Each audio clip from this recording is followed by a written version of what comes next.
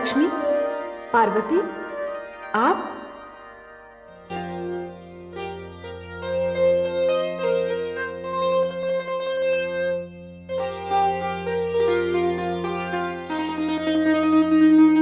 मेरे धन्य भाग कि आज आप दोनों महादेवियां ब्रह्मलोक को पवित्र करने आई हैं। सच पूछिए तो देवी ब्रह्माणी, इस समय हमारे यहाँ आने का कारण ब्रह्मा जी ही हैं।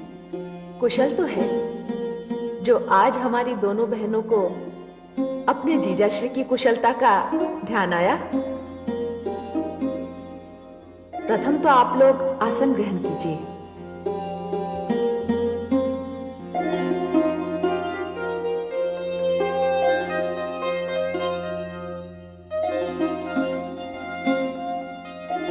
क्या ग्रहण करेंगी आप?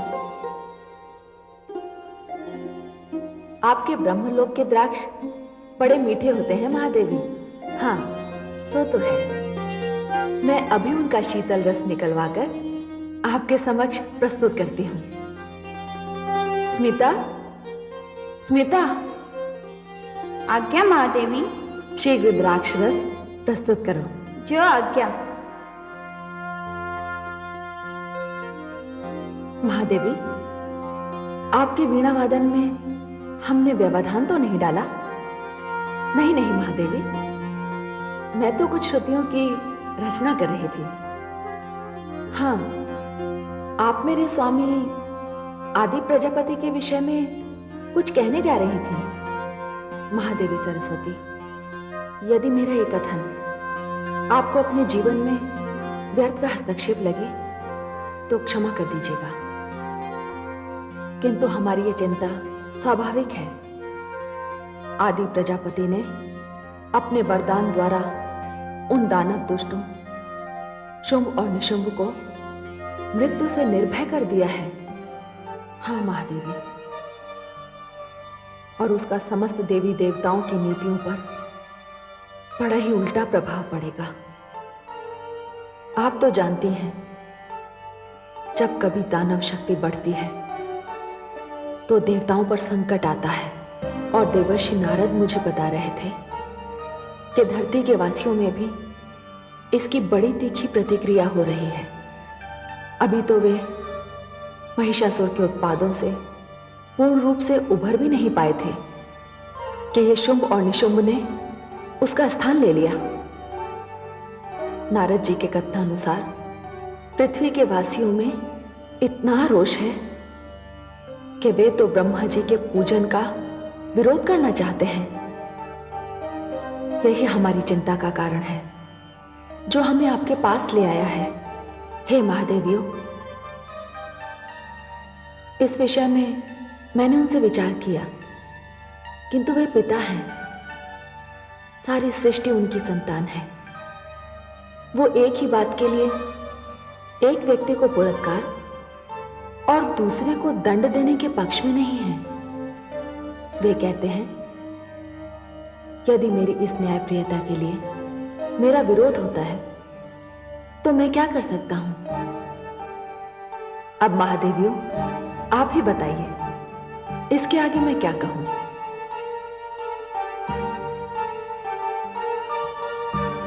लीजिए, द्राक्षरस आ गया।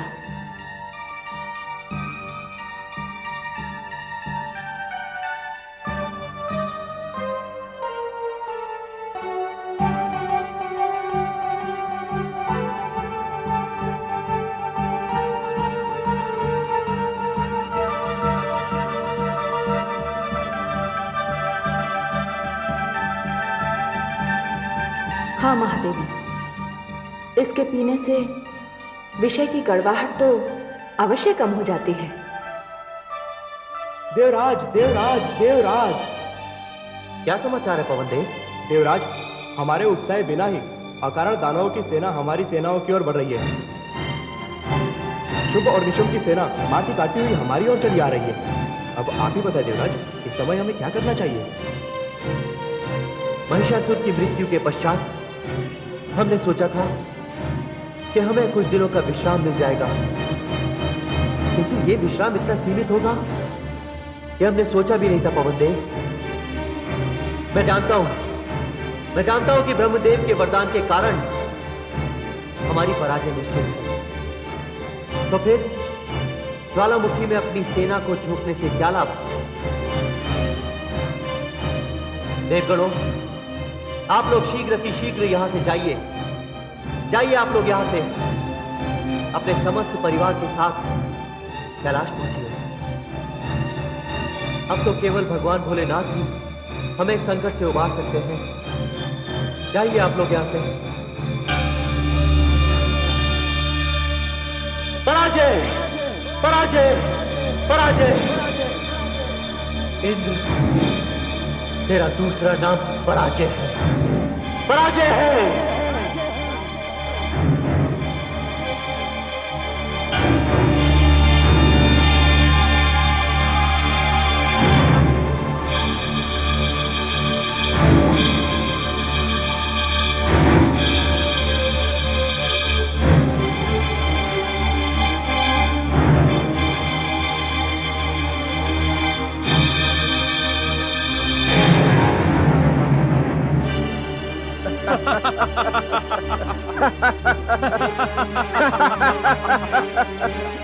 बधाई हो भ्राता शुंभ, हमने इंद्रासन बिना किसी परिश्रम के ही जीत लिया।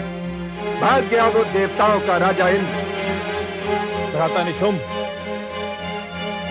जाकर देखो वो सारे आभूषण और रत्न जो देवताओं के पास थे, वो सब है भी या नहीं? क्योंकि देवताओं की पराजय के कारण ये अपार संपत्ति है। जो आज्ञा भ्राता, किंतु पहले आप इस सिंहासन पर तो बैठे। मैं भी तो देखो कि मेरा भ्राता इस सिंहासन पर बैठकर कैसा लगता है। हम तुम्हारी इच्छा को अवश्य पूर्ण करेंगे निशुंभ।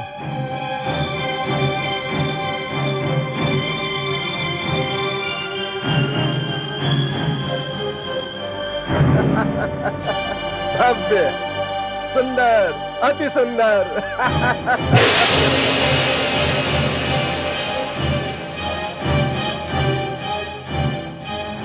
प्रणाम गुरुदेव। यशस्वी भव। असुर सम्राट शुंभ एवं निशुंभ, तुम लोगों ने विजयश्री प्राप्त कर ली, किंतु विजयश्री एक छलावे की भांति होती है। न इसके प्राप्त होने का पता चलता है और न ही इसके खोने। अपने पिता समान ब्रह्म को मत भूलना, महिषासुर का परिणाम मत भूलना, भूले से भी कोई ऐसी इच्छा मत कर बैठना जिसकी पूर्ति संभव ना हो, वरना देवताओं को तुम्हारी पराजय का रहस्य मिल जाएगा। आप निश्चिंत रहें दानव श्रेष्ठ रक्तबीज, मैं अपनी विजय को स्थायी बनाकर छोड़ूंगा। तो ठीक है, इंद्रलोक तुम्हारे लिए शुभ मंगलमय। मैं अपनी गुफा की ओर जा रहा हूं।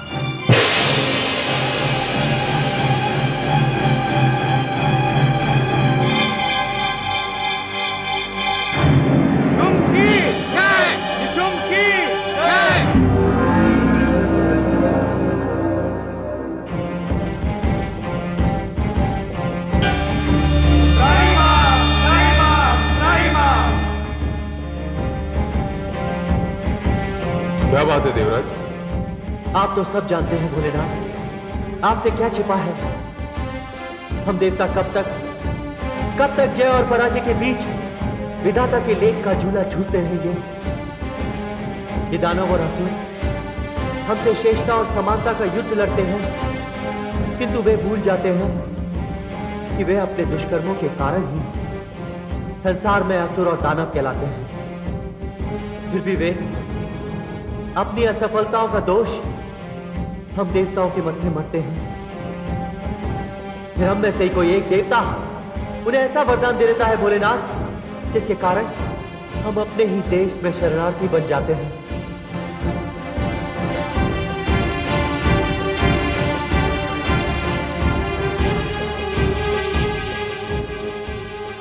क्या बात है? आज पूरा देवलोक ही यहाँ उपस्थित है। हे मां जगदम्बे, हमारी स्थिति इस समय वही है जो महिषासुर के समय थी। अंतर केवल इतना है कि महिषासुर का स्थान अब शुंभ ने ले लिया है। माते, शुंभ और निशुंभ ने सारी पृथ्वी पर हाहाकार मचा रखा है। माता, समझ में नहीं आता हम क्या करें। हमें तो देवी दुर्गा ने कहा था कि जब भी हम संकट के समय उनका स्मरण करेंगे वे हमारे समक्ष प्रकट हो जाएंगी। संकट का इससे उचित अवसर और क्या होगा माते, और क्या होगा?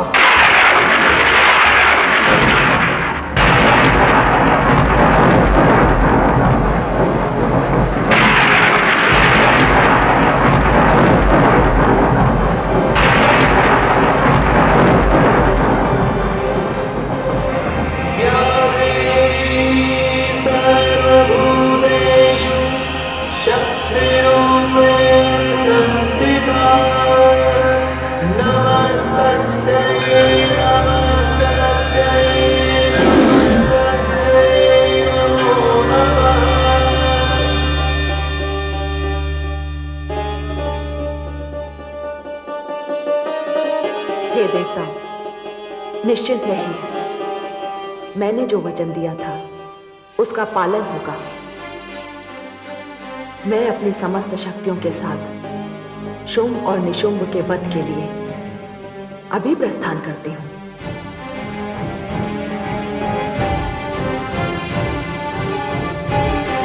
मां शेरावाली की, शेरावाली मां की, शेरावाली मां की।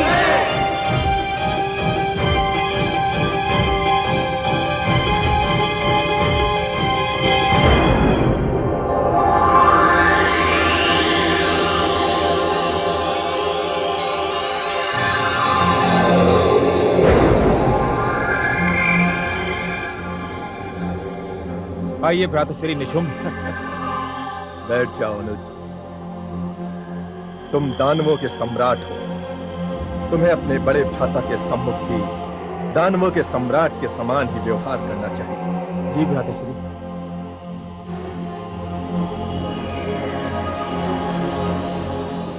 कहिए भ्रातृश्री। हाँ, मैं तुमसे ये कहने आया था कि हम दानवों को महामंत्री के पद के लिए केवल एक बुद्धिमान ही नहीं, एक शक्तिशाली व्यक्ति की आवश्यकता है। ऐसा शक्तिशाली व्यक्ति जिसके नाम से ही लोग थर थर कांपने लगे। इसकी क्या आवश्यकता है भ्राताश्री? वैसे लोग तो हमारे नाम से भी कांपते हैं। अनुज, ना तो तुम महामंत्री बन सकते हो और ना मैं, क्योंकि तुम दानवों के सम्राट हो और मैं तुम्हारा बड़ा भाई। क्यों भ्राताश्री? क्या एक व्यक्ति दो पदवियां नहीं रख सकता?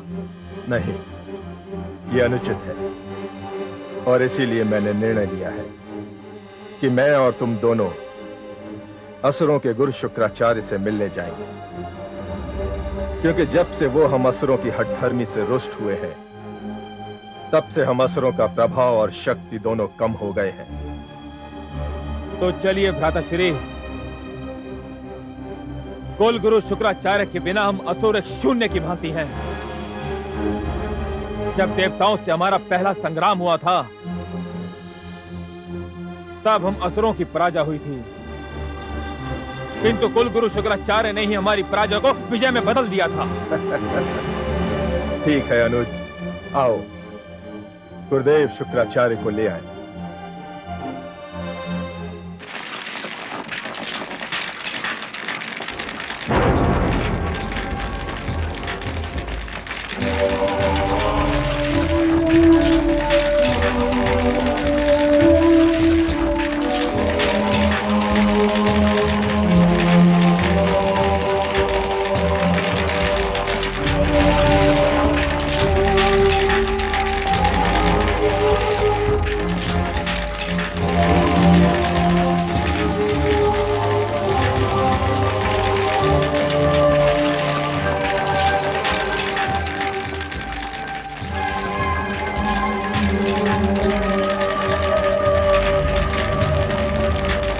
प्रणाम प्रणाम गुरुदेव।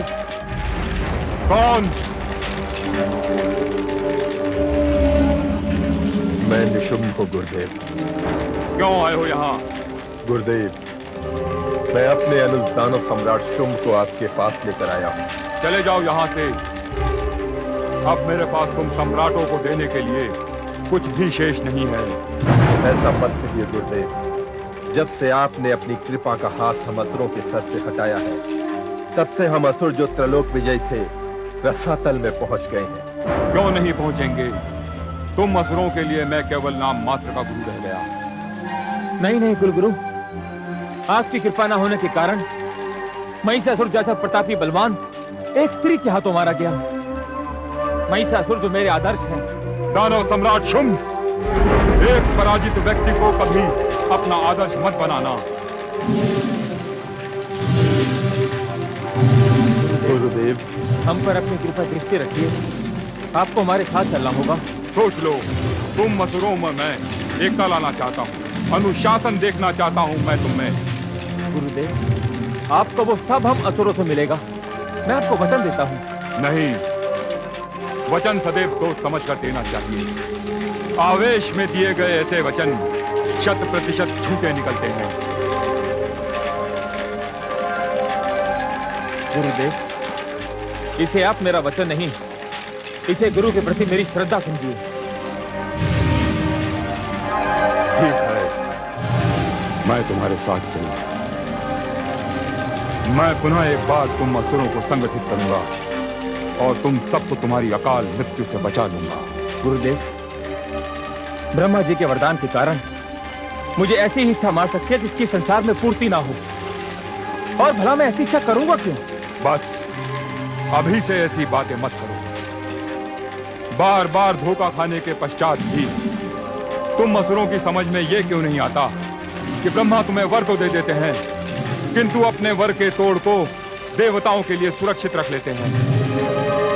तुम दोनों मेरी बात मानकर यदि मेरे बताए हुए मार्ग पर चलते रहे तो तुम्हारे वरदान में जो एक संकट छुपा है, मैं उसे भी दूर कर दूंगा।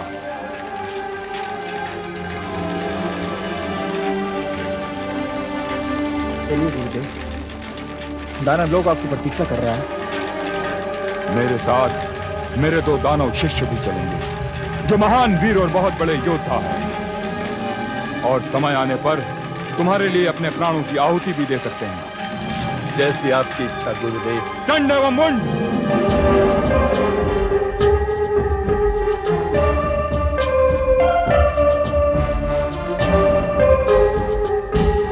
आज्ञा गुरुदेव। हे महान वीरों, ये दानव सम्राट शुंभ है। आज से तुम दोनों इन्हीं के लिए जियोगे और इन्हीं के लिए मरो। हे दानव सम्राट, हमारे लिए हमारे गुरु की आज्ञा ही भगवान की आज्ञा के समान है। हे महावीर चंड, हे महावीर मुंड, आप दोनों के आने से दानव सेना की शक्ति में अद्भुत क्षमता बढ़ जाएगी। हे वीरों, शुंभ साम्राज्य में आप दोनों का स्वागत है।